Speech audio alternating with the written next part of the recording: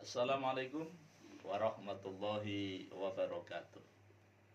Alhamdulillah, kita bertemu kembali dalam suasana kebaikan, yaitu mengenal metode 8M, cara mudah menghafal Al-Quran per ayat.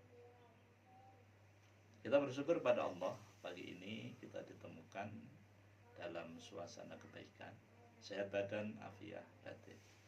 Selawat dan salam kita aturkan kepada junjungan kita Nabi besar Muhammad SAW, pada keluarganya, para sahabatnya, para pengikutnya yang setia, baik yang dulu, sekarang maupun yang akan datang. Mudah-mudahan kita semua yang hadir di majelis yang mulia ini, atau siapa saja yang menyaksikan tayangan ini, dicatat oleh Allah SWT sebagai hamba-hamba Allah yang taat, yang takwa, calon-calon penerima syafaat yang agung dari baginda Nabi SAW, atas izin Allah SWT kelak pada hari kiamat. Amin ya Rabbal Alamin. Pagi ini saya ingin mengenalkan sebuah metode, yaitu cara mudah menghafal Al-Quran per ayat. Dikasih nama metode 8M. 8M berarti terdiri dari 8 tahap. M diambil dari bahasa Inggris, yaitu miracle, yang artinya keajaiban. Jadi kalau kita belajar menghafal Al-Quran menggunakan metode 8M, insya Allah kita akan menjadi orang ajaib. Namanya saja 8M, tentu terdiri dari 8 tahap. Yang pertama mendengar, yang kedua melihat, yang ketiga menirukan, yang keempat menulis, yang kelima mengartikan, yang keenam memahami, yang ketujuh menghafal, dan yang kedelapan mengamalkan. Kenapa M yang pertama itu mendengar? Ya, karena Allah SWT menjelaskan di dalam surah An-Nahl ayat 78, Allah berfirman, wallahu akhrajakum min butuni ummahatikum la ta'lamuna syai'ah wa ja'ala lakum sam'a wal absara wal afidah la'allakum tashkurun. Dan Allah lah yang mengeluarkan kalian dari perut ibu kalian. Ketika itu kalian tidak tahu apa-apa, tidak punya apa-apa, tidak bisa apa-apa. Kemudian Allah menjadikan untukmu pendengaran, penglihatan, dan hati agar kalian bersyukur. Maksud bersyukur di sini adalah menggunakan nikmat-nikmat tersebut untuk ketaatan kita kepada Allah SWT. Dalam hal ini, bersyukur kita gunakan indera kita tadi untuk belajar menghafal Al-Quran. Karena yang pertama tadi Allah mengatakan as-sam'a, ya, wa ja'ala lakumus sam'a, yang pertama adalah mendengar. Maka M yang pertama adalah mendengar. Apa yang didengar? Ayat-ayat yang akan dihafal. Kemudian M yang kedua melihat. Kenapa kok melihat? Karena firman Allah tadi yang kedua wal absara, yaitu melihat. Nah, yang dilihat apa? Ayat-ayat yang didengar, itulah yang dilihat. Di mana? Di media, apakah di HP, apakah di buku BBLST, apakah di mushaf, ya. Yang afdal di mushaf Al-Quran, ya. Al-Quran standar. Kenapa yang ketiga menirukan? Karena Allah SWT berfirman di dalam surah Al-Qiyamah ayat 18, Fa'idha qara'nahu fattabi' Qur'anah. Fa'idha qara'nahu fattabi' Qur'anah. Maka apabila telah kami membacakannya, maka ikutilah bacaannya. Apabila kami telah selesai membacakannya, maka ikutilah bacaannya, gitu ya. Makanya didengar dulu, dilihat, ya kan, ya. Kemudian kita menirukan. Menirukan itu juga membaca, karena wahyu yang pertama, ya, itu adalah perintah membaca, Iqra, ya. Iqra bismi rabbikal ladzi khalaq. Bacalah dengan menyebut nama Rabbmu yang telah menciptakan. Jadi ini perintah untuk membaca, ya kan? Rasulullah juga bersabda, Iqra'ul Qur'ana fa innahu ya'ti yaumal qiyamati syafi'an li ashabihi.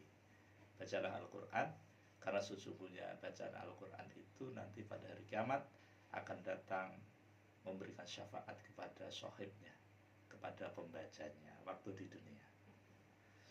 Nah, karena firman Allah dan sabda Nabi memerintahkan kita untuk membaca, maka M yang ketiga adalah menirukan. Kemudian kenapa M yang keempat menulis? Karena menulis ini termasuk metode yang diajarkan Allah kepada kita. Kembali ke wahyu pertama surah Al-Alaq ayat 1 sampai 5. Tepatnya pada ayat yang keempat. Allah mengatakan alladzi 'allama bil qalam.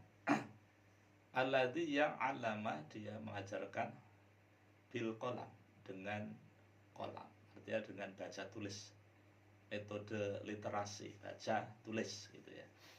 Nah, jadi ayat yang keempat perintah ya untuk menulis gitu ya.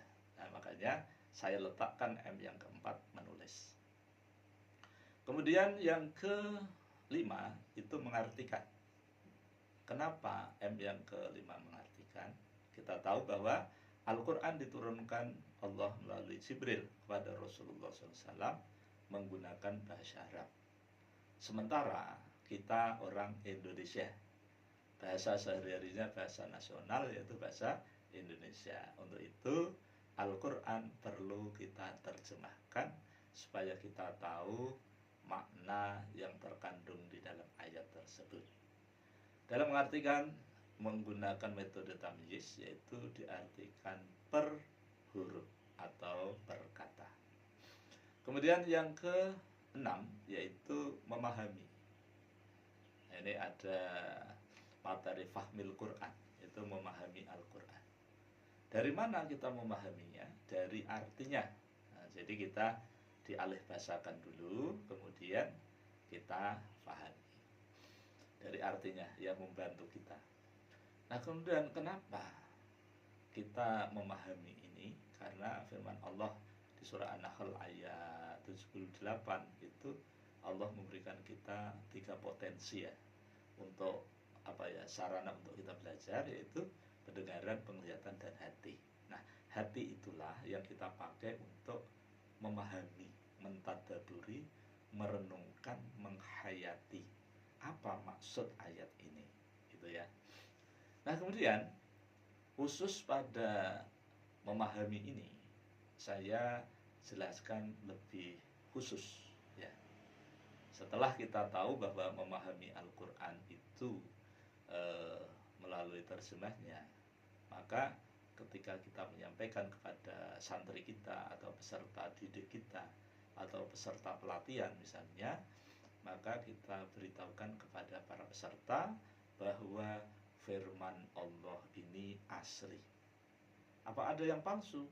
Ya tidak ada. Tetapi yang akan memalsukan Al-Quran itu banyak. Sejak Al-Quran diturunkan, itu sudah banyak orang yang akan memalsukan. Akan tetapi tidak bisa melakukannya. Kenapa? Karena Allah lah yang menurunkan Al-Quran dan Allah pula yang menjaganya. Keterangan ini terdapat di dalam surah Al-Hijr, surah 15 ayat 9. Inna nahnu nazzalna dzikra wa inna lahu lahafizun. Sesungguhnya kami yang menurunkan Al-Quran dan kami pula yang menjaganya. Bagaimana cara Allah menjaga Al-Quran dari pemalsu-pemalsu itu? Caranya adalah banyaknya orang yang hafal Al-Quran. Jadi semakin banyak orang yang hafal Quran, maka semakin banyak orang yang menjaga Al-Quran dari pemalsu-pemalsu itu.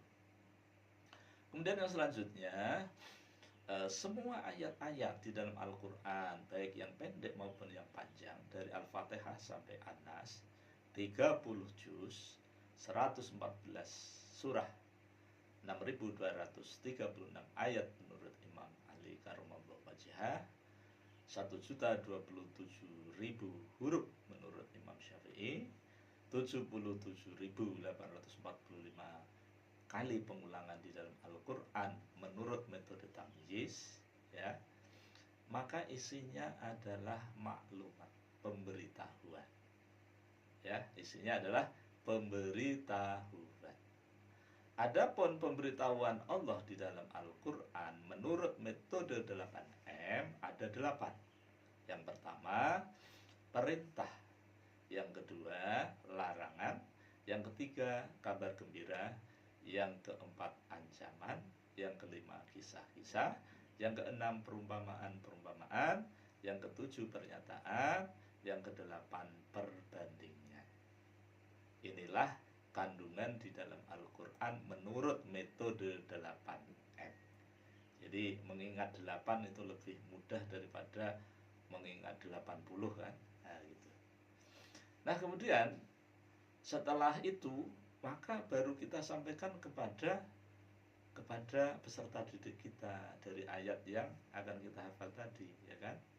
Nah, ayat ini, ayat yang dihafal tadi, ayat ini, ayat yang akan dihafal ya, yang dipakai untuk contoh tadi, ayat ini ada isi kandungannya adalah pernyataan. Ya, memang semua ayat-ayat di dalam Al-Quran itu isinya pernyataan. Setelah itu baru ada perintah, ada larangan, ada kabar gembira, ada ancaman, ada kisah, ada perumpamaan.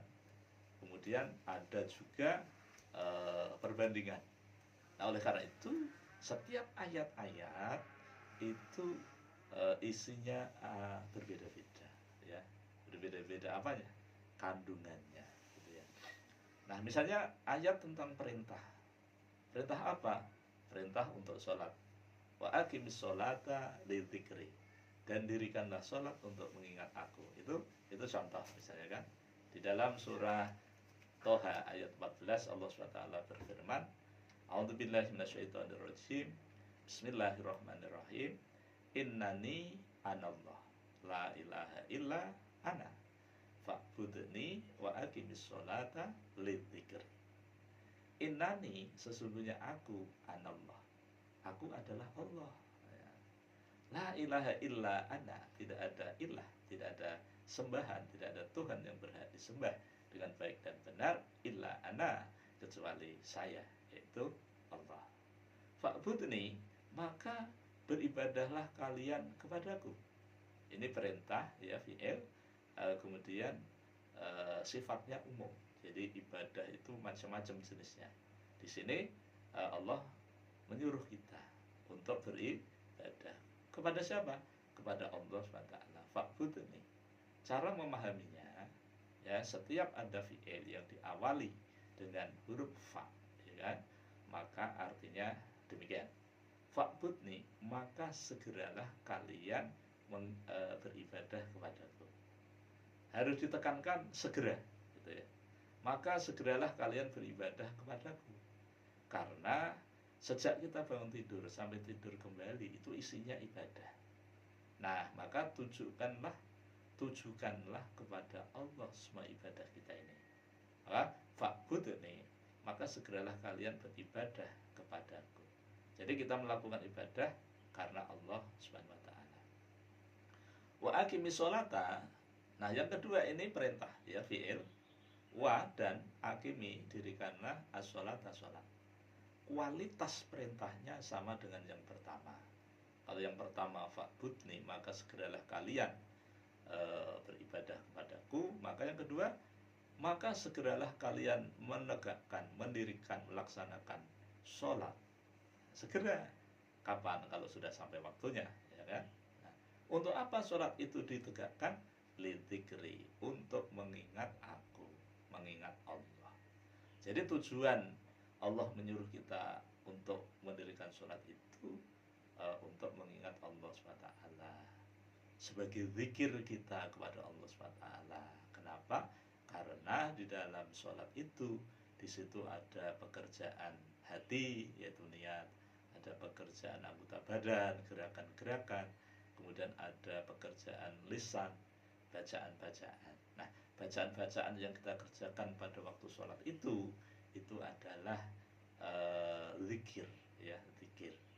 Ya, dengan Allahu Akbar kita membesarkan Allah, tidak ada yang lebih besar kecuali hanya Allah. Maka selain Allah kecil, ya, gitu. Kemudian kita arahkan ke arah kiblat, ya, karena Baitullah dijadikan satu arah kiblat, ya, bagi kaum muslimin ketika menegakkan sholat. Kemudian diakhiri dengan salam.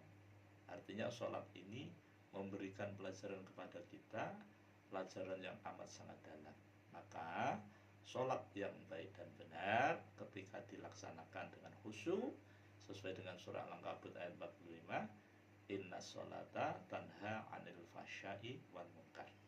Sesungguhnya sholat yang dikerjakan dengan baik dan benar akan mampu mencegah perbuatan keji dan mungkar.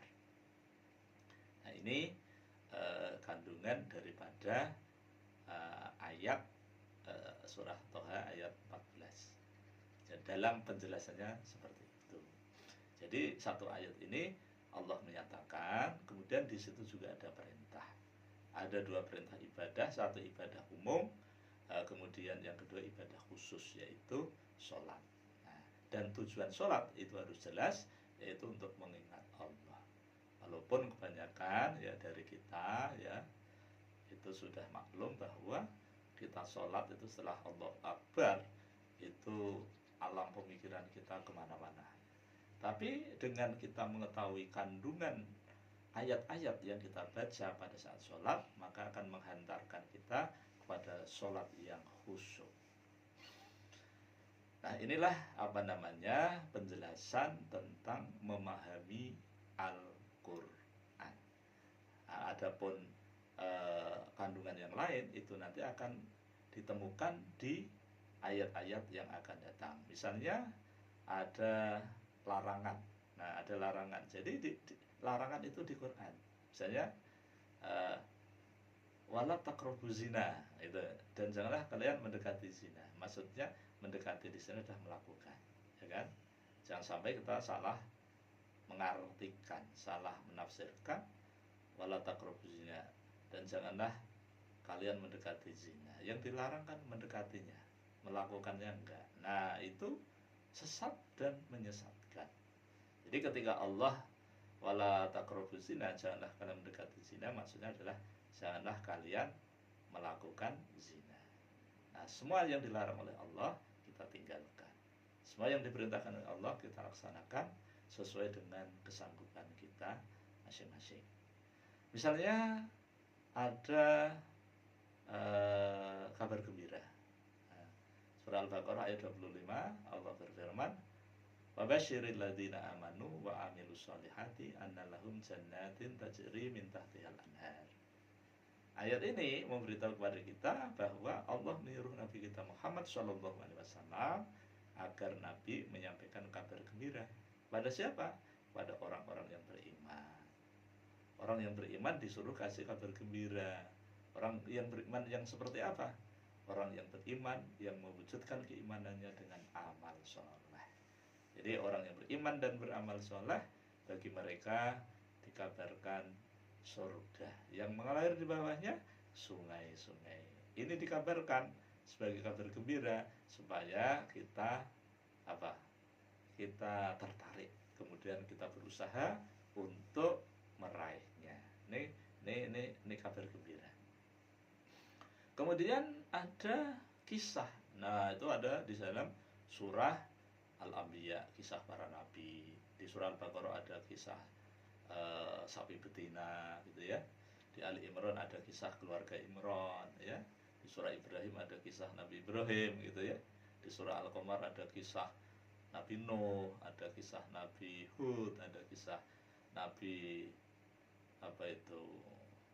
Nabi Soleh, ya, kaum Samud, ya.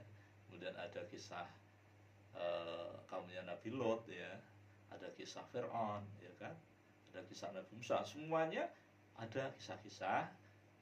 Kemudian dengan kisah-kisah itu kita bisa mengambil pelajarannya.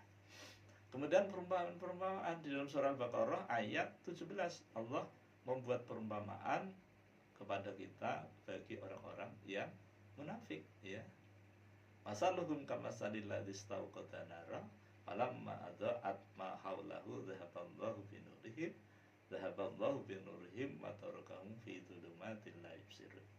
Allah membuat perumpamaan pada mereka orang-orang yang munafik itu seperti orang yang menyalakan api. Ketika api itu menyinari di sekelilingnya, maka Allah angkat cahayanya sehingga mereka berada di dalam kegelapan. Maka mereka tidak bisa melihat. Ini perumpamaan, ya. Ini Allah membuat perumpamaan bagi orang yang munafik, karena di ayat 8 orang munafik itu mengatakan beriman kepada Allah dan hari akhir, ternyata nggak beriman. Kemudian Allah jelaskan kenapa begitu. Allah jelaskan ciri-cirinya, kemudian Allah simpulkan pada ayat 16, kemudian Allah membuat perumpamaan pada ayat 17, disimpulkan pada ayat 18, ayat 19-nya lagi Allah buat perumpamaan, kemudian disimpulkan lagi penjelasannya pada ayat 20. Nah, ini adalah tentang perumpamaan.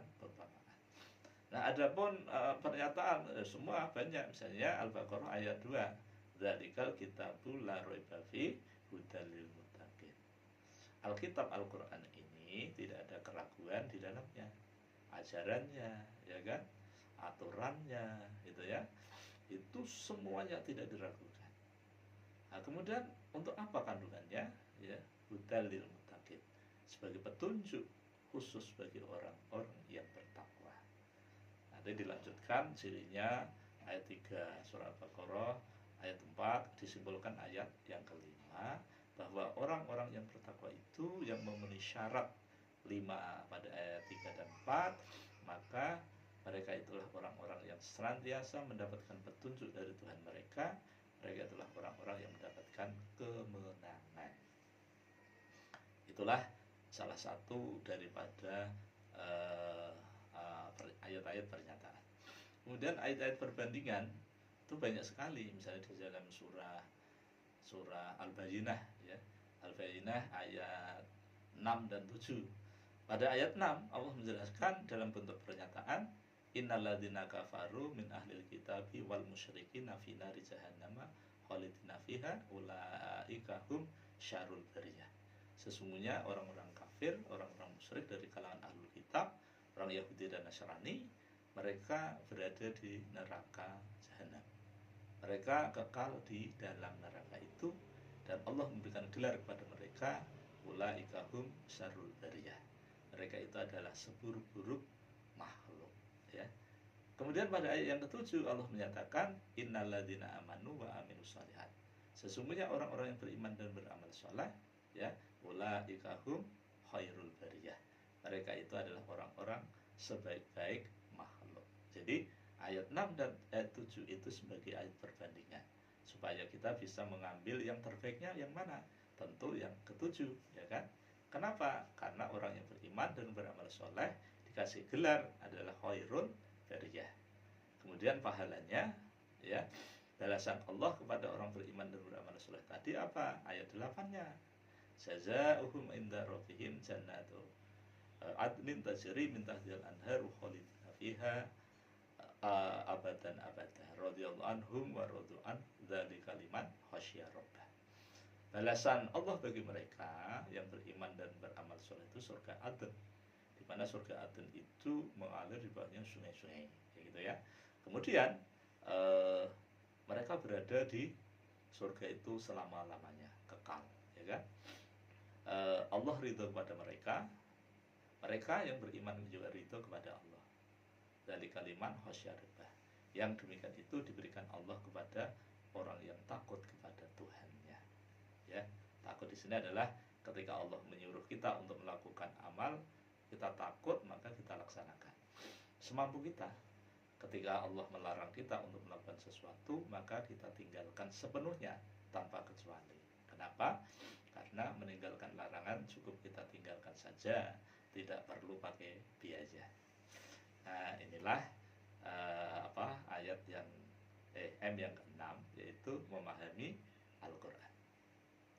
Kemudian yang ke-7, menghafal. Cara menghafal menurut metode 8M itu adalah dibaca berulang-ulang dengan hitungan ganjil. Kalau dibaca berulang-ulang, semua metode menghafal Al-Quran itu eh, pasti diulang-ulang. Tapi di metode 8M itu menggunakan kata ganjil, ya. Diulang-ulang dengan hitungan ganjil, misalnya 1, 3, 5, 7, 9, 11, 13 sampai 41 kali. Tapi selama saya mengajar metode ini belum pernah 21 kali baru hafal, ya kan? Pernah sekali 17 kali diulang baru hafal. Tapi yang sering itu sekali pengulangan hafal, 3 kali pengulangan hafal, 5 kali pengulangan hafal. Ya, itulah. Karena apa? Karena Allah yang memudahkan. Maka itulah kenapa metode ini disebut metode mudah.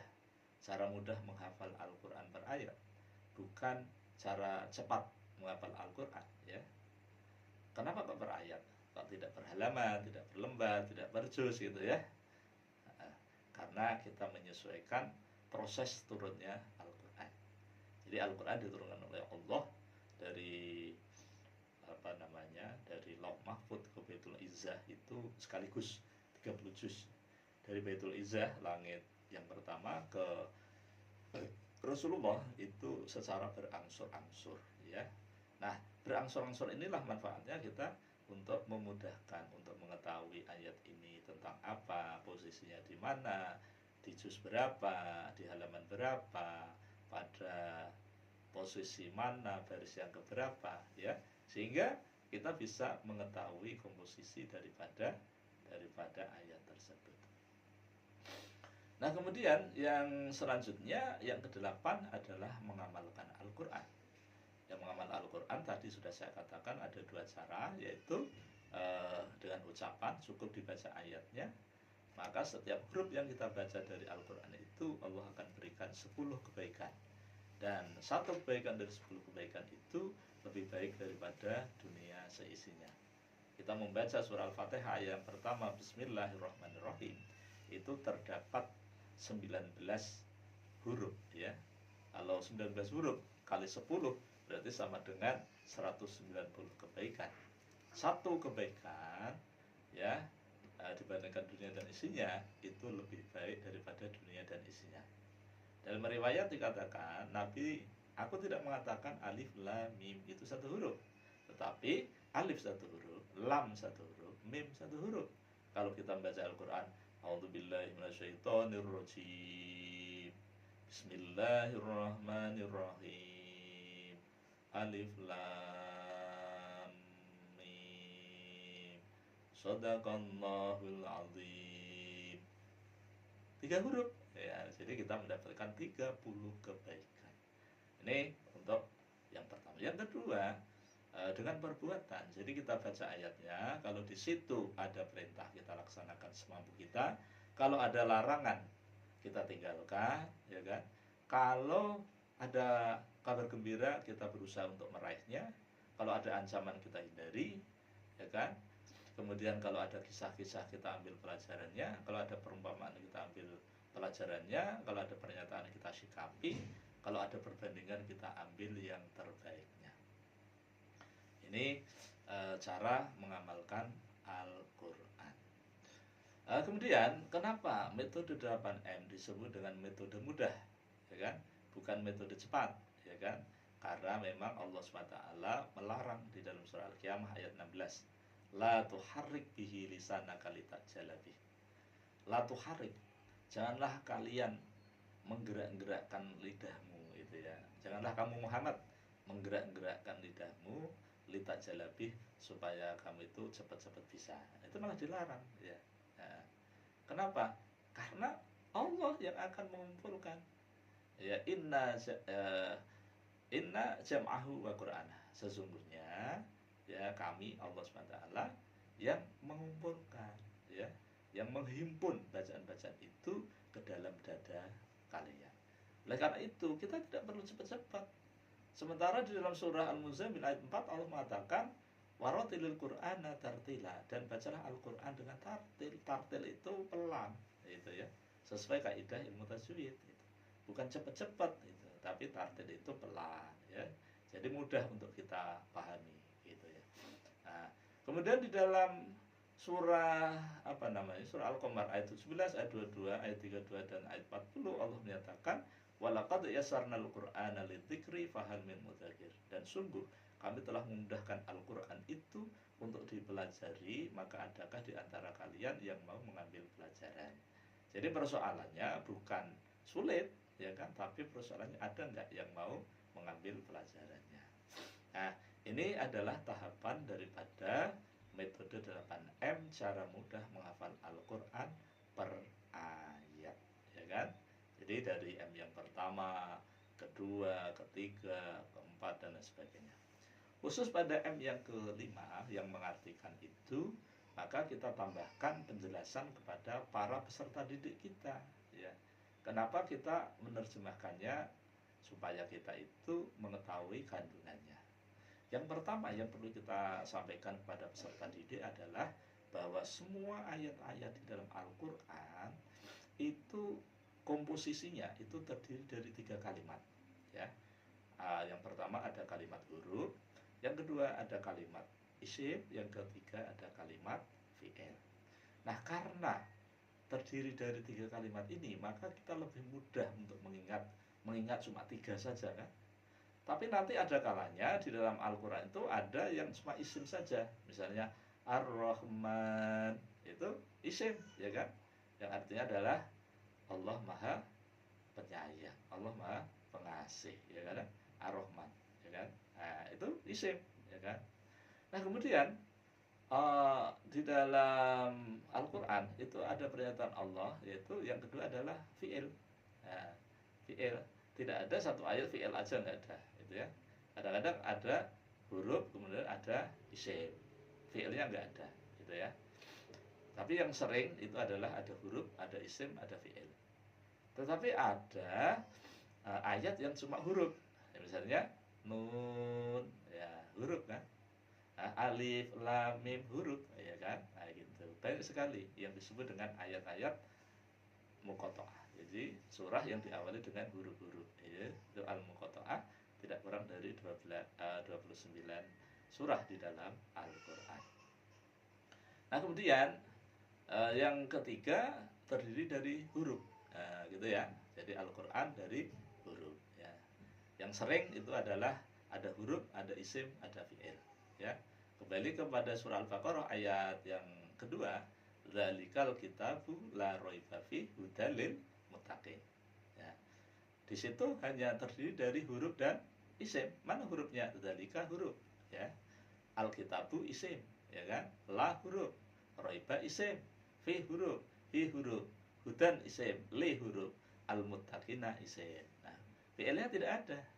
Tapi di sini ada 3 isim ya, yaitu al-kitabu ya kan, kemudian ada roibah, kemudian ada hudan, ada lil muttaqin. Nah, ada 4 isim. Setiap isim itu punya akar kata atau mujarrad. Nah, setiap mujarrad itu adalah fi'il madhi. Kullu mujarradin fi'lul madhin, kata Ibnu Spardi ya. Kullu mujarradin fi'lul madhi, setiap mujarrad akar kata adalah fi'il madhi. Misalnya al-kitabu isim, cirinya berawalan al, punya mujarrad akar kata yaitu kataba.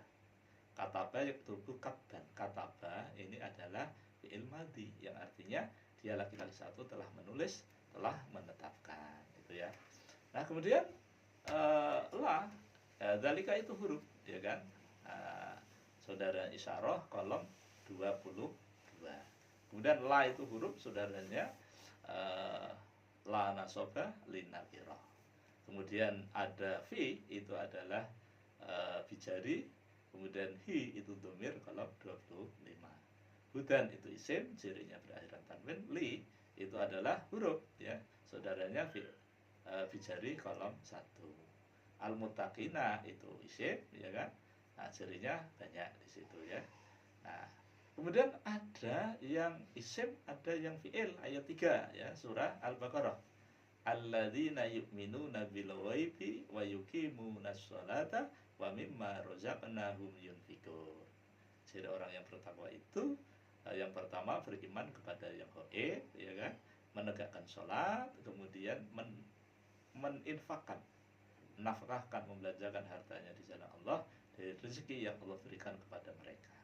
Nah, di dalam ayat ketiga surah Al-Baqarah ini komposisinya ada 3 ya. Ada huruf alladzi, alladzina itu huruf saudaranya mausul kolom 21. Yu'minuna itu adalah fi'il mudhari', ya kan? Cirinya adalah berawalan punya akar kata amanah, ya kan? Gitu. Bi itu huruf saudaranya bijari kolom 1, al-ghaibi itu isim. Ya, itu karena ada huruf. Jadi ghaibi itu jar, ya. B-nya itu huruf jar, kemudian ghaibi itu majrur, ya. Jar majrur gitu ya. Makanya bijari gitu ya, bil ghaibi. Wa itu huruf sudah al-atfu kolom 13 artinya dan, ya.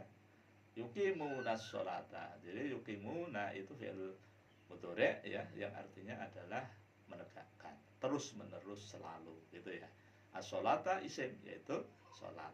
Wa mimma wa huruf dan ya artinya min dari ma apa ya. Min itu bijari, ma itu ada 3 tempat yaitu as-satu, kemudian al-istifham, kemudian ada an-nafi gitu ya.